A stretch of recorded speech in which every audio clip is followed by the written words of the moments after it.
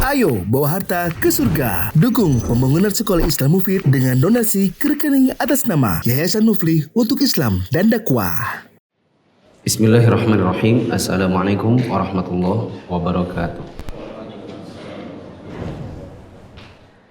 Alhamdulillahi wa kafa, wassalatu wassalamu ala rasulillahil mustafa wa ala alihi wa ashabihi wa man iqtafa. Hadirin dan hadirat yang dirahmati Allah, pada kesempatan malam hari ini kita bisa kembali bertemu di salah satu dari rumah-rumah Allah untuk mempelajari salah satu dari cabang ilmu Al-Quran, yaitu ilmu usulun fit tafsir yang kita baca dari kitab Syekh Utsaimin.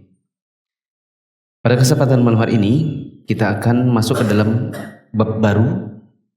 Sudah lewat bab Al-Quranul Karim, kemudian bab tafsir beserta subbab-subbabnya. Sekarang kita masuk dalam bab baru, yaitu bab Al-Quran muhkamun wa mutasyabih. Di dalam pembahasan Al-Quran muhkamun wa mutasyabih nanti ada 3 subbahasan. Bahasan yang pertama adalah mauqifur rasikhina fil ilmi waz-za'ighina minal mutasyabih. Yang kedua adalah anwa' tasyubuhi fil Quran. Dan yang ketiga adalah al-hikmatu fi tanawwu'il Qur'ani ila muhkamin wa mutasyabihin. 3 bahasan ini adalah tentang pembagian Al-Quran menjadi muhkam dan mutasyabih. Kemudian sikap para ulama yang rasikhin fil ilm atau yang kokoh ilmunya, dan orang-orang yang zaighin atau yang menyimpang terhadap ayat-ayat mutasyabihat. Kemudian macam-macam tasyabuh dalam Al-Quran. Dan yang terakhir adalah hikmah adanya variasi Al-Quran menjadi 2 model, yaitu muhkam dan mutasyabih. Sebelumnya saya ingin sampaikan begini. Bab ini bukan bab yang mudah. Memang bukan bab yang mudah. Sebagaimana kita pernah belajar di sini, mulia dengan manhaj salaf, bab tentang mutasyabihat itu juga bukan bab yang mudah. Karena tidak seperti bab-bab fikih gitu ya, yang bisa langsung diamalkan dalam kehidupan sehari-hari. Sebelumnya di dalam buku ini nanti teman-teman akan menemukan ada yang merupakan sifat, ada yang kata benda abstrak, sehingga nanti kalau bertemu dengan kata-katanya saya sampaikan terlebih dahulu biar tidak pusing. Ini si A itu serakah. Serakah ini sifatnya, betul atau tidak? Tapi kalau itu akibat keserakahanmu. Keserakahan ini sifat atau kata benda abstrak? Kata benda abstrak dari sifat serakah. Tambahin. Si B itu rakus.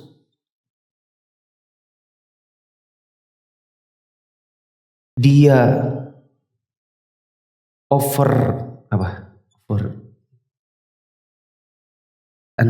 badannya terlalu besar itu apa ya? Overweight. Dia overweight karena kerakusannya.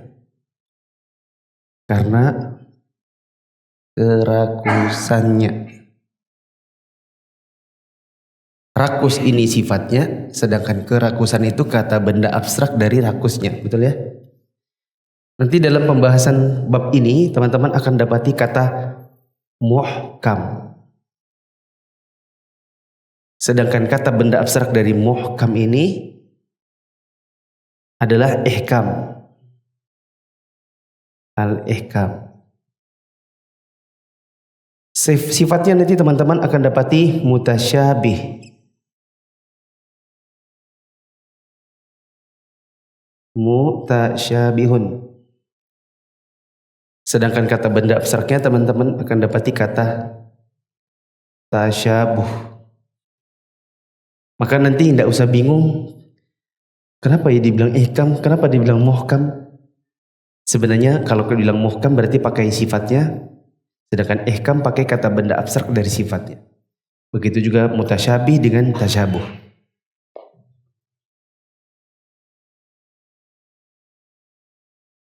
Mari kita berdoa kepada Allah semoga bisa dipahamkan. Karena ini memang bukan bab yang mudah. Dan bila ternyata bab ini bagi kita susah, maka ketahuilah itu mungkin bagian dari dosa-dosa kita selama ini, karena dosa-dosa itu membuat kita sulit menangkap pelajaran. Maka banyak-banyak istighfar. Ini saya dapatkan faedahnya pertama kali dari Ustadz Firanda. Waktu kita daurah bersama beliau, khusus Ustadz-Ustadz tahun 2023. Beliau bahas syarah akidah wasithiyah beliau, dan ada sebagian bab yang memang sulit bahkan bagi ustadz-ustadz, sehingga ada yang ustadz coba diulangi ustadz, kayak begini ustadz, sehingga beliau bilang gini, kalau seandainya bab ini sulit buat antum, mungkin salah satu faktornya adalah karena banyak maksiat. Maka dalam mengikuti pelajaran ini banyak-banyak istighfar supaya Allah bukakan pemahaman kita. Saya bacakan, Al-Qur'anu muhkamun wa mutasyabihun. Al-Qur'an sifatnya muhkam dan mutasyabih. Sifatnya ada yang muhkam dan mutasyabih. Apa itu muhkam dan apa itu mutasyabih, nanti ada penjelasannya. Kita baca terlebih dahulu. Kata penulis, yatanawwa'ul Qur'anul Karimu bi'tibaril ihkami wat tasyabuhi ila thalathati anwa'in. Al-Qur'an Al-Karim bila ditinjau dari sisi sifat muhkam dan sifat mutasyabih akan terbagi menjadi 3 macam. Al-naw'ul awwalu al-ihkamul 'ammu. Macam yang pertama adalah ihkam 'am. Bisa bilang ihkam am, bisa juga muhkam am. Sama aja kayak di sini di papan tulis. Mau bilang pakai muhkamnya sifatnya boleh, pakai ihkamnya juga boleh. Ihkam am atau muhkam am, yaitu ihkam umum atau muhkam umum. Alladzi wusifa bihil Qur'anu kulluhu. Yang sifat ihkam atau muhkam am ini menjadi sifat seluruh ayat Al-Quran. Apa itu maksudnya Ustaz ihkam am? Nanti ada. Sabar dulu. Sambil istighfar ya. Sambil banyak-banyak istighfar. Mithlu qawlihi ta'ala. Misalnya pada firman Allah Ta'ala. Kitabun uhkimat ayatuhu. Ini adalah kitab yang ayat-ayatnya muhkamat. Tsumma fussilat min ladun hakimin khabir. Kemudian dijelaskan secara terperinci, diturunkan dari sisi Allah yang maha bijaksana lagi maha mengetahui. Surat Hud ayat 1. Di sini ada kata-kata ayatnya muhkamat. Tentu kalau teman-teman buka terjemahan Al-Quran, insya Allah langsung dapat terjemahannya apa. Tapi saya sengaja tidak terjemahkan biar nanti ketemu muhkamat itu apa maksudnya. Waktu saya belajar ini, gurunya bilang gini, saat menjelaskan ini mendingan ihkam muhkamnya jangan diterjemahin, karena nanti kalau diterjemahin malah bingung ya. Jadi bagaimana, biarkan saja apa adanya dulu, nanti kan ada penjelasannya. Nanti kalau muridnya bingung gimana Ustaz? Ya udah biar aja dulu, bingungnya sebentar, kan nanti ketika dijelasin baru paham. Wa qawlihi ta'ala, juga firman Allah Ta'ala, alif lam ra tilka ayatul kitabil hakim. Alif lam ra itulah ayat-ayat kitab yang sifatnya muhkam. Yunus ayat 1. Wa qawlihi ta'ala, juga contohnya pada firman Allah Ta'ala, wa innahu fi ummil kitabi. Dan sesungguhnya Al-Quran itu terdapat di dalam Ummul Kitab, yaitu Lauhul Mahfuz. Ladaina la'aliyun hakimun. Yang Lauhul Mahfuz itu di sisi kami benar-benar tinggi nilainya dan muhkam sifatnya. Surat Az-Zukhruf ayat 4. Apa maksudnya ihkam di sini? Ini baru mau dikasih tahu. Apa maksudnya muhkam am atau ihkam am pada Al-Quran? Disebutkan wa ma'na hadzal ihkami al-itqanu wal jawdatu fi alfadhihi wa ma'anihi. Maksud dari ihkam atau muhkam di sini adalah Al-Quran itu sempurna dan berkualitas dalam setiap lafaz-lafaz dan ayat-ayatnya atau makna-maknanya. Ya, itu maksudnya Al-Quran yang muhkam, sempurna dan berkualitas lafaz-lafaz dan makna-maknanya. Fahuwa fi ghayatil fasahati wal balaghati. Al-Quran itu berada di puncak kefasihan dan keindahan bahasanya. Akhbarahu kulluhu sidqun nafi'atun. Seluruh beritanya yang ada di dalam Al-Quran benar dan bermanfaat. Tidak ada berita ecek-ecek, berita yang tidak ada gunanya untuk dibaca. Tidak ada di dalam Al-Quran seperti itu. Ya, karena Al-Quran bukan koran. Tidak ada satupun apa yang disebutkan dalam Quran yang sifatnya tidak bermanfaat. Laisa fiha kadzibun wala tanaqudun. Di dalam Al-Quran tidak ada yang namanya dusta dan kontradiksi, alias bertentangan satu sama yang lain. Ya. Beda kalau koran yang terbit hari ini dengan yang terbit besok bisa jadi beritanya jadi revisi. Bisa jadi berita hari ini sama yang besok bertentangan isinya. Adapun Quran ujung ke ujung tidak ada yang bertentangan. Wala laghun la khaira fihi.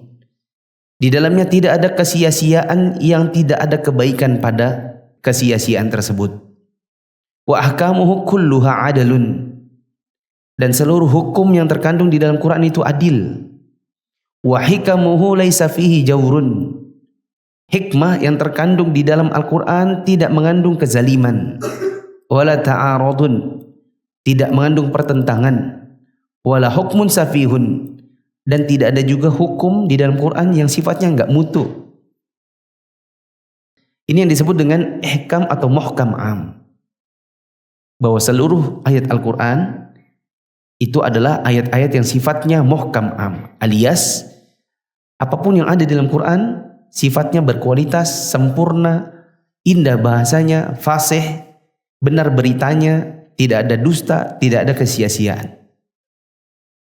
Ini disebut dengan sifat Quran ihkam atau muhkam am. Model yang kedua namanya at-tasyabuhul am. Ada model kedua di dalam Al-Quran yaitu ayat-ayatnya tasyabuh atau mutasyabih am. Alladzi wusifa bihil Qur'anu kulluhu. Yang tasyabuh atau mutasyabih am juga menjadi sifat seluruh Al-Quran. Jadi Quran dibilang muhkam iya, dibilang mutasyabih iya, bila yang am. Kalau bingung apa itu lagi? Nanti di bawahnya ada. Kalau bingung apa tadi? Istighfar. Mithlu qawlihi ta'ala. Contohnya firman Allah Ta'ala. Allahu nazzala ahsanal hadithi kitaban mutasyabiha. Allah telah menurunkan perkataan yang paling indah, yaitu sebuah kitab, yaitu Al-Quran. Ya. Yang ayat-ayatnya mutasyabih, serupa mutunya. Mathaniya, dan dia berulang-ulang. Maksudnya ayat Al-Quran itu berulang-ulang, maksudnya gini. Coba perhatikan. Quran itu tidak kayak buku pelajaran. Kalau buku pelajaran, misalnya belajar apa ya? Belajar biologi misalnya, biologi. Bab 1 tentang tumbuhan, Gitu ya. Lupa ya. Bab 2 tentang hewan, bab 3 tentang virus, bab 4 tentang manusia. Kalau sudah habis tentang virus, tidak akan diulang lagi di bab manusia. Tidak akan ada bab manusia masuk di dalam bab tumbuhan. Perinciannya tidak seperti itu. Dia per bab habis, per bab habis, per bab habis. Itu kalau buku pelajaran. Sedangkan Quran, dia tidak mengandung bab-bab seperti itu yang surga selesai, neraka selesai, bab Bani Israel selesai, bab tentang kekafiran selesai. Bab kekafiran ada di depan, ada di tengah, ada di belakang. Kadang Bani Israel disebutkan di depan, kadang di tengah. Tentang Nabi kadang di depan, di tengah, di belakang. Tentang akhirat disebutkan di depan, di tengah, di belakang. Tentang tauhid disebutkan di tengah, di depan, di belakang. Jadi diulang-ulang. Apa maksudnya? Kalau ada yang bertanya, kenapa Al-Quran tidak pakai per bab saja? Jawabannya karena manusia itu, kalau dia belajar Quran per bab, nanti dia merasa selesai. Sementara dia dosanya berulang-ulang. Makanya perlu diingatkan tentang surga dan neraka di depan, di tengah, di belakang. Yaitu diulang-ulang. Karena mereka suka lalai berulang-ulang. Paham? Lanjut ya, belum sampai tasyabuhnya ini. Taqsya'irru minhu juludul ladzina yakhshawna rabbahum. Kulit-kulit orang-orang yang takut kepada Rabb mereka akan merinding disebabkan apa yang dikandungnya. Tsumma talinu juluduhum wa qulubuhum ila dzikrillah. Kemudian kulit-kulit dan hati-hati mereka akan menjadi tenang jika mengingat Allah. Di surat Az-Zumar ayat 23. Ini contoh tasyabuh am. Sekarang tasyabuh am itu apa? Disebutkan di sini wa ma'na hadza tasyabuhi, dan maksud dari tasyabuh atau mutasyabih di sini annal Qur'ana kullahu yushbihu ba'duhu ba'dan fil kamali wal jaudati wal ghayatil hamidah. Bahwa maksud dari tasyabuh yang am di sini adalah bahwa Al-Qur'an seluruh ayatnya saling menyerupai satu sama yang lain dari sisi kesempurnaan, kualitas dan tujuannya yang mulia.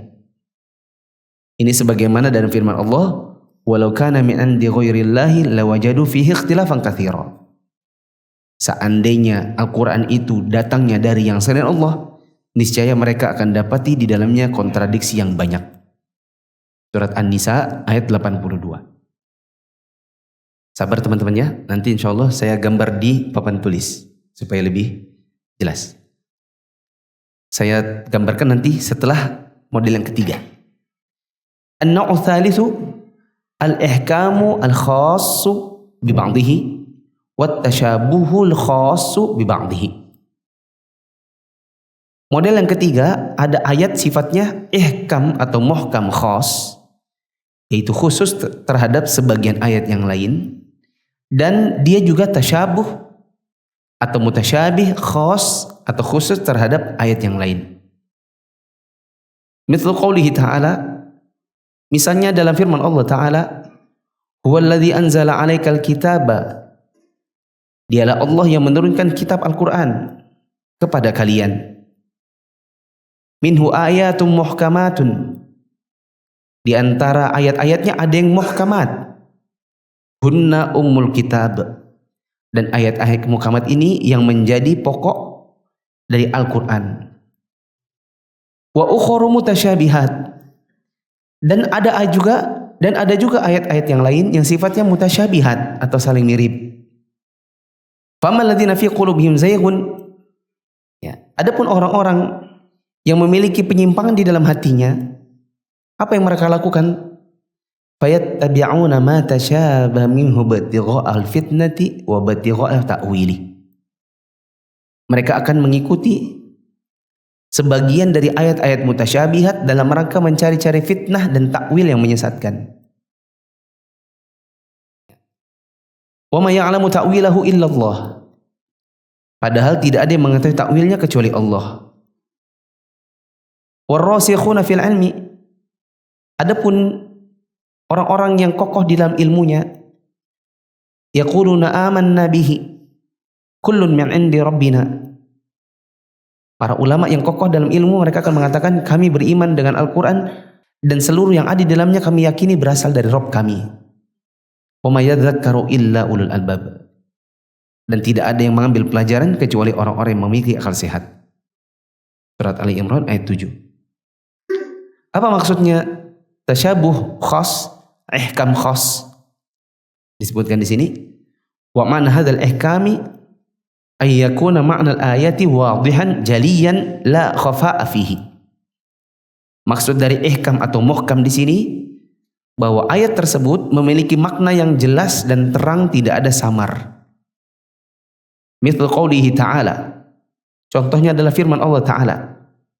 Ya ayyuhan nas, wahai sekalian manusia, inna khalaqnakum min dzakarin wa untha wa ja'alnakum syu'uban wa qabaila lita'arafu.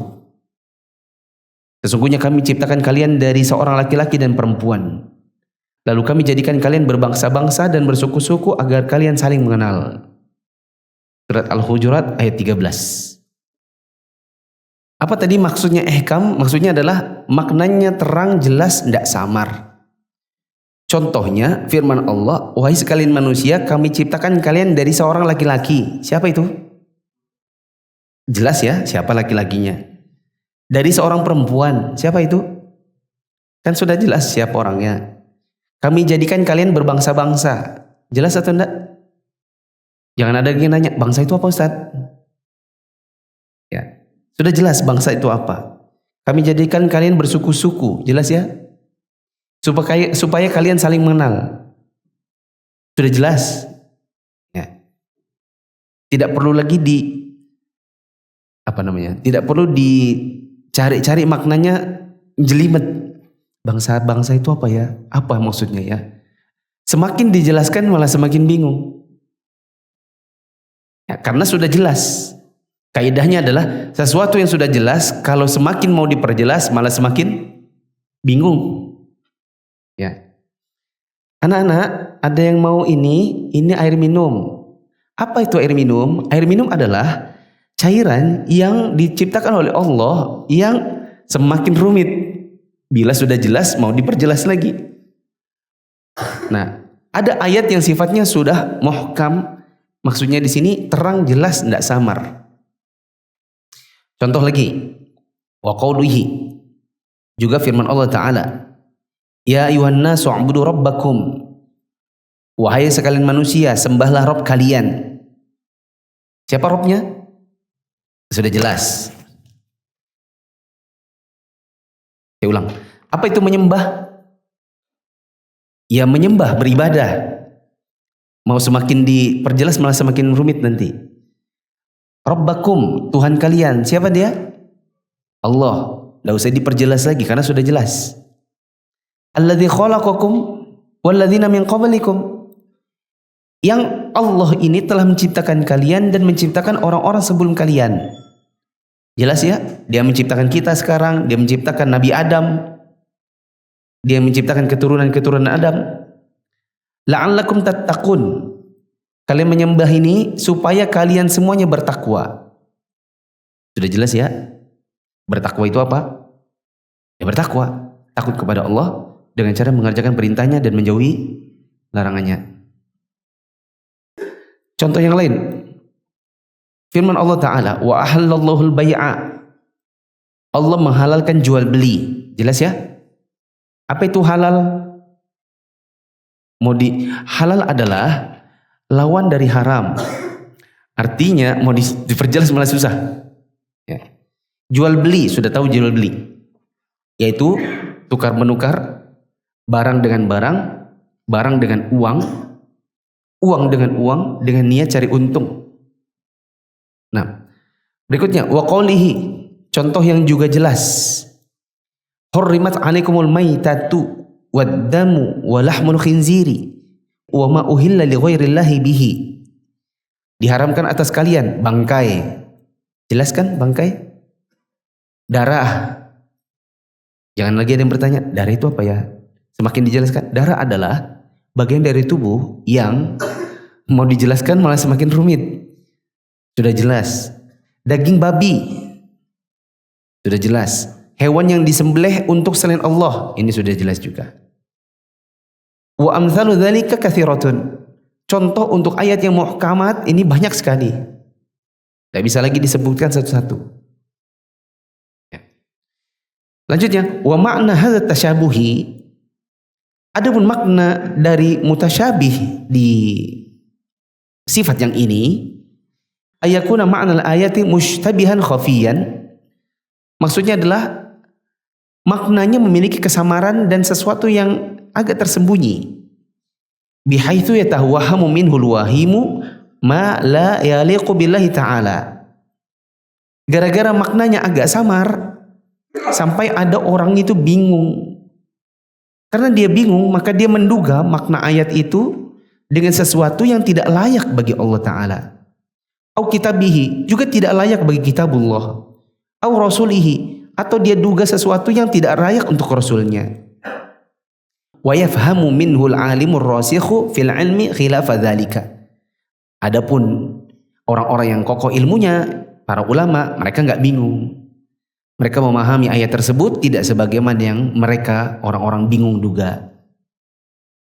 Mithalu fima yata'allaqu billahi ta'ala. Contoh tasyabuh atau mutasyabih yang bikin orang itu salah duga terhadap Allah. Contoh, surat Al-Maidah ayat 64. Bal yadahu mabsutatan. Bahkan kedua tangan Allah terbentang. Ay yatawahhama wahimun min qawlihi ta'ala bal yadahu mabsutatan anna lillahi yadaini mumathilataini li aidil makhluqin. Orang yang bingung dengan firman Allah yang barusan ini, apa bunyinya? Bal yadahu mabsutatan, maksudnya apa? Bahkan kedua tangan Allah terbentang, mereka mengira maknanya adalah berarti Allah punya dua tangan yang tangannya seperti tangan makhluk. Ini orang bingung. Tapi ya maklum bingung soalnya orang awam yang tidak kokoh ilmunya. Makanya kita belajar supaya kita tidak bingung. Oh, apakah Allah punya tangan dan tangannya bentuknya seperti kita? Nah, kita kan sudah belajar di mulai dari mana salaf. Allah punya kedua tangan. Adapun bentuknya, apa kalimatnya Imam Malik? Allah punya tangan sudah diketahui. Adapun bentuknya tidak diketahui. Bertanya-tanya tentang bagaimana bentuknya? Bid'ah. Beriman tentang Allah punya tangan? Wajib. Nah, ini kalau orang bingung, ya, mereka mengira oh berarti tangannya Allah itu kayak kita. Wa mithaluhu fima yata'allaqu bi kitabillahi ta'ala. Contoh mutasyabih yang akhirnya membuat sebagian orang itu bingung tentang kitabullah. Di surat An-Nisa 79 dan An-Nisa 78. Kata penulis, ayyatawahhama wahimun tanaqudul Qur'ani wa takdziba ba'dihi ba'dan hina yaqul, ya, ada orang yang menyangka ada kontradiksi di dalam Quran dan ayat yang satu bisa mendustakan ayat yang lain. Dipikir begitu karena ada firman Allah Ta'ala yang Allah berfirman di dalamnya, ma asabaka min hasanatin faminallah wa ma asabaka min sayyi'atin famin nafsik. Segala kebaikan yang kalian dapatkan maka itu semua dari Allah, dan semua musibah yang menimpa kalian maka itu diakibatkan kesalahan kalian sendiri. Ini di An-Nisa ayat 79. Wa yaqulu fi maudhi'in akhar, sementara di ayat yang lain Allah berfirman, wa in tusibhum hasanatun yaqulu hadhihi min indillah. Dan jika ada kebaikan yang mereka dapatkan, mereka bilang ini datangnya dari sisi Allah. Wa in tusibhum sayyi'atun yaqulu hadhihi min indik. Tapi kalau ada keburukan menimpa mereka, maka mereka mengatakan ini gara-gara kamu hai Muhammad. Qul kullu min indillah. Katakanlah wahai Muhammad bahwa seluruh kebaikan dan keburukan itu datangnya dari sisi Allah. Orang bingung baca 79 Katanya kebaikan dari Allah, keburukan dari dirimu. Kok di 78 Allah bilang semua kebaikan keburukan datangnya dari Allah? Ini gimana nih? Berarti Quran ini ayat satu dengan ayat yang lain bertentangan. Ini berarti ada tanakud nih. Ya. Berarti satu ayat dengan ayat yang lain bisa saling mendustakan. Ini prasangka mereka karena bingung. Mungkin kita pun di sini sama-sama bingung. Kalau nggak baca penjelasan ulama, mungkin kita sama-sama bingung juga. Dikit lagi ya, dikit lagi. Tahan, pusingnya tahan. Sambil apa? Istighfar. Astagfirullah ya kok, gimana sih ya Allah, ini gak paham gitu. Sabar sambil istighfar, nanti insya Allah saya jelasin. Wa mithaluhu fima yata'allaqu bi Rasulillah, dan contoh mutasyabih yang berkaitan dengan Rasulullah, yang bikin orang salah sangka sama Rasulullah. Ayyatawahhama wahimun min qawlihi ta'ala, ada orang bingung yang salah sangka terhadap firman Allah Ta'ala, fa in kunta fi syakkim mimma anzalna ilaika, wahai Muhammad, apabila engkau dalam keraguan tentang kitab yang kami turunkan kepadamu, fa'as'alil ladzina yaqra'una al-kitaba min qablik, maka coba tanya kepada orang-orang yang membaca Alkitab sebelummu. Laqad ja'akal haqqu min rabbika fala takunanna minal mumtarin, sungguh telah datang kepadamu kebenaran dari Rabbmu, maka janganlah engkau menjadi orang yang ragu. Zahiruhu anna Nabiya sallallahu alaihi wasallam kana syakkan fima unzila ilaihi. Zahir dari ayat ini diduga sebagian orang, oh berarti Nabi Muhammad itu pernah ragu sama Quran. Berikut ini kita coba jelaskan. Coba jujur, pusing gak? Pusing gak?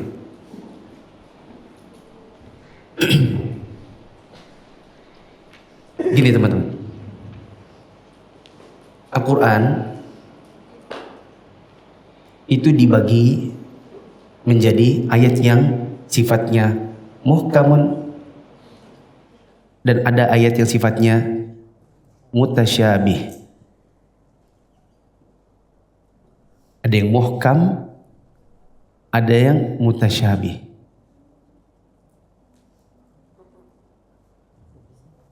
Perlu diketahui, muhkam ini satu akar kata dengan hikmah, dengan hakim, dengan apa lagi ya? Ihkam. Mutasyabih ini satu akar kata dengan syibah. Masih ingat saya pernah bilang syibah itu artinya apa? Mirip. Ih kamu mirip si anu ya? Ya, ada keserupaan. Kemiripan, keserupaan.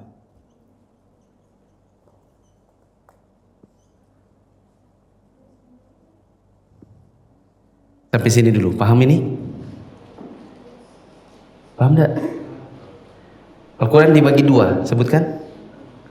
Muhkam, mutasyabih. Apa ini? Nanti dulu. Sampai sini paham dulu ya. Kalau enggak ngangguk, enggak paham berarti. Selanjutnya, Al-Quran kalau ditinjau dari muhkam mutasyabih, maka dia dibagi tiga. Ada Al-Quran ini yang namanya Al-Ihkam, Ihkam am. Ada yang at-tasyabuh yang am. Ada yang al-ihkam khas.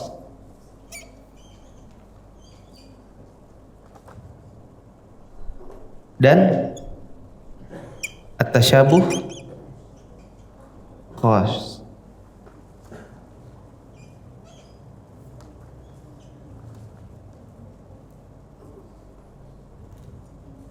Apa maksudnya ini masing-masing? Ihkam am maksudnya adalah semua ayatnya mengandung hikmah. Begitu juga kita katakan seluruh lafaznya itu apa tadi disebutkan di situ? Lafaz-lafaz dan makna-maknanya sempurna. Betul. Tidak mengandung cacat, tidak mengandung bohong, tidak mengandung kesia-siaan, tidak ada hukum yang sia-sia di situ. Maka Quran seluruh ayatnya semuanya am itu umum, semuanya ihkam. Al-Quran juga punya ayat-ayat yang sifatnya tasyabuh am. Berarti semuanya tasyabuh. Tadi tasyabuh itu artinya apa? Mirip atau serupa. Maka maknanya di sini adalah semua ayatnya serupa atau mirip. Dari sisi apa? Dari sisi apa tadi? Dari sisi kesempurnaan. Dari sisi kualitas dan lain-lain. Al-Quran sebagian ayatnya kalau dilihat dari muhkam dan mutasyabih, ada yang sifatnya muhkam khos, ada yang dan dia juga tasyabuh khos. Nah, di sini tadi yang bikin kita agak bingung. Coba balik ke bukunya. Apa maksudnya ihkam yang khos? Maksudnya adalah ayatnya punya makna yang terang dan jelas dan tidak samar pada sebagian ayat. Apa maksudnya tasyabuh? Maksudnya tasyabuh adalah ada samar pada sebagian ayat. Nah, jadi ayat Quran juga ada yang ihkam khos, yaitu pada ayat tertentu sifatnya jelas, terang. Pada ayat tertentu ada samar. Tapi buat siapa? Buat orang yang satu bingung. Kenapa bingung? Seperti kita pada malam ini kebanyakannya bingung. Kenapa bingung? Karena belum sampai ilmunya, belum dapat ilmu. Yang kedua, samar juga buat orang yang memang sesat. Nah, semoga kita bukan yang sesat. Paling tidak kalau bingung tidak apa-apa karena belum dapat ilmunya. Samar juga buat sebagian orang karena memang dia di dalam hatinya ada kesesatan. Kalau contoh ayat Quran yang sifatnya ihkam am tadi sudah ada, tidak usah dibacakan lagi. Contoh Quran dia itu bersifat tasyabuh am juga sudah ada. Contoh Al-Quran dia ihkam khos, maknanya itu jelas terang buat ayat itu. Contohnya tadi ayat tentang jual beli, betul? Contohnya ayat tadi disuruh menyembah, beribadah. Apalagi Vi? Yang di situ, oh ya, ayat yang Allah bilang kita ini diciptakan dari satu laki-laki ditambah dengan satu perempuan sehingga menjadi bangsa-bangsa dan suku-suku supaya saling kenal. Ini kan sudah jelas. Nah, ada ayat yang samar buat orang bingung dan sesat. Contohnya tadi ayat tentang tangan Allah. Apalagi tadi? Tentang Al-Quran, tentang musibah dan nikmat. Sama satu lagi tadi apa?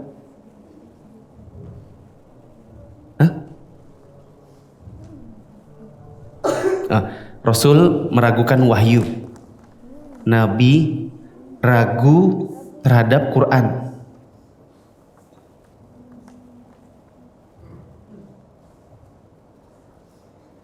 Sehingga ada ayat bal yadahu mabsutatan, tangannya Allah itu terbentang. Buat orang yang bingung karena belum dapat ilmunya, dipikir tangannya Allah kayak tangan makhluk. Contohnya kita waktu kecil. Saya tanya, waktu antum kecil, antum pernah nggak membayangkan Allah itu bentuknya kayak apa? Pernah nggak bayangin? Waktu kecil? Pernah? Ini kok nggak connect tuh? Pernah nggak? Pernah. Apapun bentuknya. Ya, saya karena dulu sering nonton Ultraman, saya pikir bentuknya kayak gitu. Hanya saja besarnya besar banget. Karena apa? Karena kita masih kecil, belum dapat ilmunya.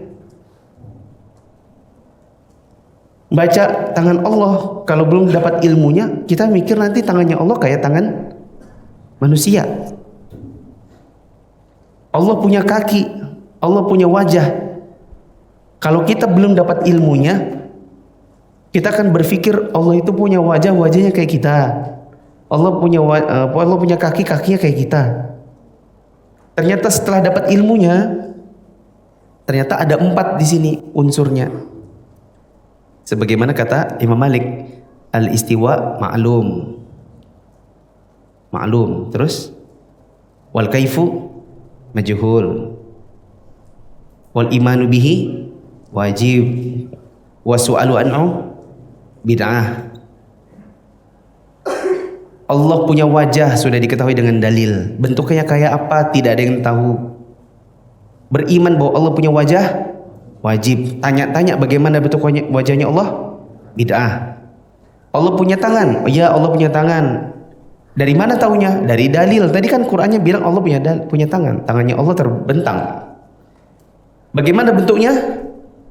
Tidak tahu. Beriman bahwa Allah punya tangan wajib. Tanya-tanya bagaimana bentuk tangan Allah, bid'ah. Allah punya wajah, iya. Dari mana? Dari ayat. Bagaimana bentuknya? Nggak tahu. Beriman bahwa Allah punya wajah wajib. Tanya-tanya bagaimana bentuk wajah Allah, bid'ah. Ini bagi yang sudah tahu ilmunya. Bagi yang sesat, malah dia bilang gini, Allah punya wajah, wajahnya kayak kita. Terus mungkin mereka lancang berbicara, manusia paling tampan di muka bumi, nah wajahnya Allah kayak dia. Nah, misalnya, Allah punya tangan kayak kita, 5 jarinya. Tangannya Allah itu kanan semua, ya kayak kita. Kalau kita kan kanan nih, kanan gini, berarti tangannya Allah kanan semua, berarti jempolnya bagian kiri semua, karena tangannya kanan semua. Dia akan bicara demikian karena dia sesat. Dia menyamakan Allah sama makhluk. Sampai sini mulai paham? Atau sudah mulai? Enggak, saya yakin insya Allah antum sudah mulai sedikit hilang bingungnya. Adapun hilang semua belum tahu apakah begitu atau tidak. Yang penting dari semua yang sudah dibaca tadi, nah ini ringkasannya. Azan dulu, nanti setelah ini saya tanya ulang.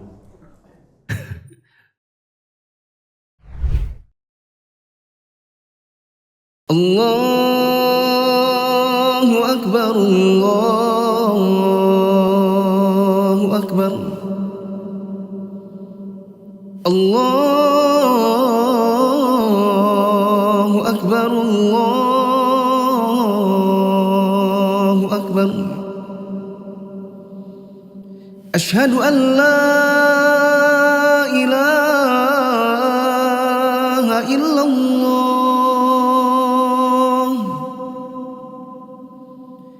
Asyhadu an la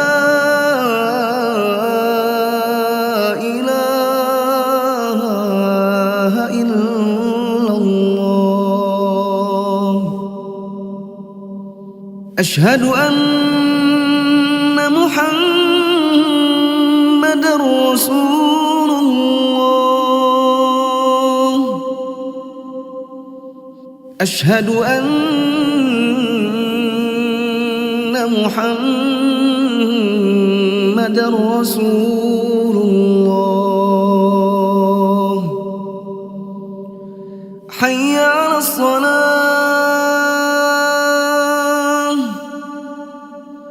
حي على الصلاة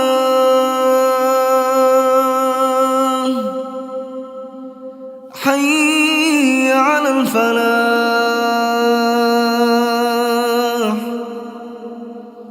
حي على الفلاح الله أكبر الله أكبر لا إله إلا الله.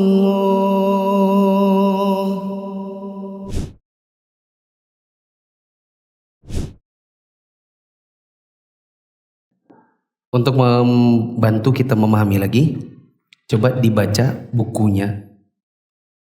Nanti dibacakan Lutfi, teman-teman silakan mengikuti. Dibaca agak cepat, Arabnya ndak usah. Bab ketiga, muhkam dan mutasyabih. Al-Quran Al-Karim ditinjau dari segi muhkam dan mutasyabih terbagi menjadi tiga. Yang pertama, muhkam yang bersifat umum. Ayat-ayat Al-Quran secara umum bersifat muhkam, sebagaimana firman Allah, inilah suatu kitab yang ayat-ayatnya disusun dengan rapi, serta dijelaskan secara terperinci, yang diturunkan dari sisi Allah, yang maha bijaksana lagi maha tahu. Quran Surah Hud ayat 1. Alif Lam Ra. Inilah ayat-ayat Al-Quran yang mengandung hikmah. Yunus ayat ke-1. Sungguhnya Al-Quran itu di dalam umul kitab atau lahul mahfuz di sisi kami benar-benar bernilai tinggi dan penuh hikmah. Az-Zukhruf ayat ke-4. Makna muhkam di sini adalah sempurna dan bagus lafaz serta maknanya. Al-Quran telah mencapai puncak kefasihan, berita-beritanya semua benar dan mengandung manfaat. Tidak ada kebohongan di dalamnya, tidak ada kontradiksi atau dan senda gurau yang tidak membawa kebaikan. Hukum-hukumnya bersifat adil dan syarat hikmah. Tidak ada yang bisa dipalsukan, saling bertentangan, dan yang bersifat diskriminatif. Kedua, mutasyabih yang bersifat umum. Secara umum, ayat-ayat Al-Quran bersifat mutasyabih. Sebagaimana firman Allah, Allah telah menurunkan perkataan yang paling baik, yaitu Al-Quran yang serupa mutu ayat-ayatnya lagi berulang-ulang. Gemetar karenanya kulit orang-orang yang takut kepada Rabb-nya, kemudian menjadi tenang kulit dan hati mereka di waktu mengingat Allah. Makna mutasyabih di sini adalah bahwa seluruh ayat Al-Quran itu serupa antara satu sama lain dalam hal kesempurnaan, keindahan, dan tujuan yang terpuji. Yang ketiga, muhkam yang khusus pada sebagian ayat Al-Quran dan mutasyabih yang khusus pada sebagian yang lain. Sebagaimana firman Allah, Dialah yang menurunkan Alkitab atau Al-Quran kepadamu. Di antara isinya ada ayat-ayat yang muhkamat. Itulah pokok-pokok isi Al-Quran, dan yang lain ayat-ayat mutasyabihat. Adapun orang-orang yang dalam hatinya condong kepada kesesatan, maka mereka mengikuti sebagian ayat-ayat yang mutasyabihat padanya, untuk menimbulkan fitnah dan mencari-cari takwilnya. Padahal tidak ada yang mengetahui takwilnya melainkan Allah. Orang yang hatinya ada penyimpangan, ada kesesatan, kebiasaannya suka cari-cari ayat yang mutasyabihat, yang kayak gini-gini. Yang sah, yang samar-samar. Mau ngapain mereka? Mereka mau cari-cari fitnah dan cari-cari takwil. Di antara ulama kita yang mengatakan cari-cari fitnah itu maksudnya cari kesesatan buat diri sendiri. Sedangkan cari-cari takwil itu cari alasan buat nyesatkan orang lain. Jadi kalau dia bertanya, Ustadz apa bedanya fitnah dengan takwil? Fitnah itu sesat pada diri sendiri. Sedangkan takwil dia cari-cari biar orang lain ikut sesat seperti dirinya. Terus? Padahal tidak ada yang mengetahui takwilnya melainkan Allah. Orang-orang yang mendalam ilmunya berkata, kami beriman pada ayat-ayat yang mutasyabihat. Semuanya itu dari sirab kami.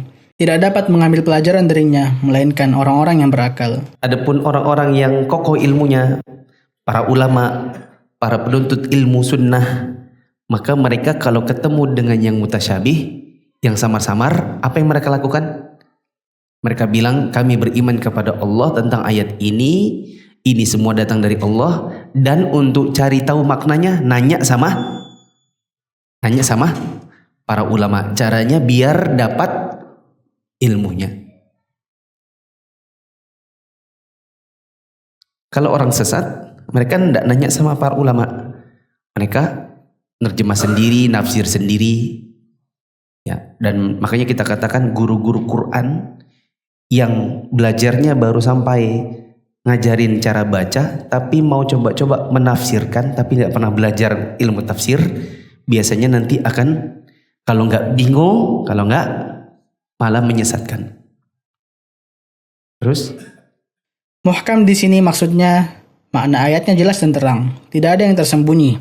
Sebagaimana firman Allah, "Hai manusia, sesungguhnya kami menciptakanmu dari seorang laki-laki dan seorang perempuan, dan menjadikan kamu berbangsa-bangsa dan bersuku-suku supaya kamu saling mengenal."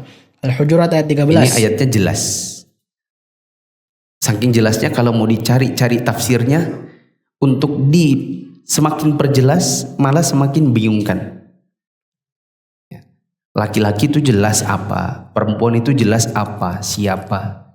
Kalau kita mau tafsirkan lagi, laki-laki adalah salah satu dari makhluk Allah yang bentuknya adalah begini-begini, cirinya adalah begini-begini, malah semakin bingung. Ya, terus? Hai manusia, sembahlah Rabbmu yang telah menciptakanmu dan orang-orang yang sebelummu agar kamu bertakwa. Padahal Allah telah menghalalkan. Ini juga jelas. Ayat ini sudah jelas ya bahwa kita diperintahkan ibadah. Terus? Padahal Allah telah menghalalkan jual beli dan mengharamkan riba. Al-Baqarah ayat 275. Ini juga jelas tentang jual belinya. Tentang ribanya perlu belajar apa itu. Terus? Diharamkan bagimu memakan bangkai, darah, daging babi, daging hewan yang disembelih atas nama selain Allah. Al-Maidah ayat ketiga. Ini juga jelas. Ya, insya Allah tidak membingungkan. Terus? Masih banyak lagi contoh yang lainnya. Adapun makna mutasyabih di sini adalah makna ayatnya samar dan tersembunyi. Ya. Adapun yang disebut dengan mutasyabih pada yang model 3, maksudnya adalah samar tersembunyi. Tapi buat siapa? Buat 2 orang. Yang pertama, buat yang masih bingung karena belum tahu ilmunya. Atau yang kedua, semakin bingung bagi orang yang memang di dalam hatinya ada kesesatan. Terus? Sehingga orang akan rancu dalam menafsirkan ayat dengan tafsiran yang tidak layak disandarkan pada Allah, kitabnya, atau Rasulnya. Berbeda dengan orang-orang yang mendalam ilmunya, justru mereka bisa memahaminya dengan benar. Contoh penafsiran yang berkaitan dengan Allah dan orang bisa salah dalam memahaminya adalah firman Allah, "Bal yadahu mabsuutatan," yang artinya, tetapi kedua tangan Allah terbuka. Al-Maidah ayat 64. Ada yang memahaminya dengan Allah punya 2 tangan yang serupa dengan tangan-tangan para makhluk. Yang berkaitan dengan kitabullah, dan orang bisa samar memahami bahwa sebagian ayat-ayat Al-Quran itu bertentangan dan mendustakan ayat-ayat yang lain. Contohnya ketika Allah berfirman, "Apa saja nikmat yang kamu peroleh adalah dari Allah, dan apa saja bencana yang menimpamu maka dari kesalahan dirimu sendiri." An-Nisa ayat 79. Padahal di ayat yang lain Allah berfirman, "Dan jika mereka memperoleh kebaikan, mereka mengatakan ini adalah dari sisi Allah. Dan kalau mereka ditimpa suatu bencana, mereka mengatakan, ini datangnya dari sisi kamu Muhammad. Katakanlah, semuanya datang dari sisi Allah. Maka mengapa orang-orang itu, yakni orang-orang munafik, hampir-hampir tidak memahami pembicaraan sedikit pun?" An-Nisa ayat 78. Orang bingung karena katanya tadi kebaikan dari Allah, keburukan dari diri kalian. Lah ini kenapa katanya, wahai Muhammad, seluruh kebaikan keburukan dari Allah? Jadi yang mana yang benar? Ya, dua-duanya benar, cuman kita tidak tahu bagaimana cara menempatkannya kalau tidak tahu tafsirnya. Biar tahu tafsirnya, jangan nafsirkan sendiri, tapi belajar sama para ulama ahli tafsir. Terus, satu lagi. Yang berkaitan dengan Rasulullah, dan orang bisa sama dalam memahaminya, contohnya dalam firman Allah, "Jika kamu Muhammad berada dalam keraguan-raguan tentang apa yang kami turunkan kepadamu, maka tanyakanlah kepada orang yang baca kitab sebelum kamu, Sesungguhnya telah datang kebenaran kepadamu dari Rabbmu. Sebab itu janganlah sekali-kali kamu termasuk orang yang ragu-ragu. Quran Surah Yunus ayat 94. Mereka memahami bahwa Nabi SAW merasa ragu-ragu terhadap wahyu yang diturunkan kepada beliau. Ini juga sebagian orang jadi mengira, oh Nabi itu pernah ragu sama Al-Quran. Padahal tidak demikian. Baik, boleh angkat tangan biar saya tahu apakah cara mengajar ini pas atau enggak. Coba angkat tangan. Waktu sebelum saya ke papan tulis baru cuman dibacakan, diterjemahkan, bingung. Coba angkat tangan. Oke. Begitu saya sudah tuliskan, dirangkum, yang ragu, yang bingungnya mulai hilang. Oke. Setelah dibacakan yang terakhir, hilang betul-betul bingungnya. Pertanyaannya salah. Yang masih bingung saat saya sudah nuliskan di sini. Sudah tidak ada berarti. Begitu setelah ditulisan baru bingungnya hilang. Yang setelah dibaca oleh Lutfi masih juga bingung.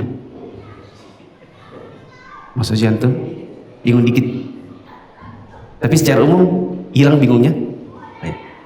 Insya Allah minggu depan kita akan baca bagaimana sikap para ulama tentang ayat yang samar-samar. Insya Allah nanti dijelaskan ulang sedikit lagi. Subhanakallahumma wa bihamdika asyhadu an la ilaha illa anta astaghfiruka wa atubu ilaik. Assalamualaikum warahmatullahi wabarakatuh.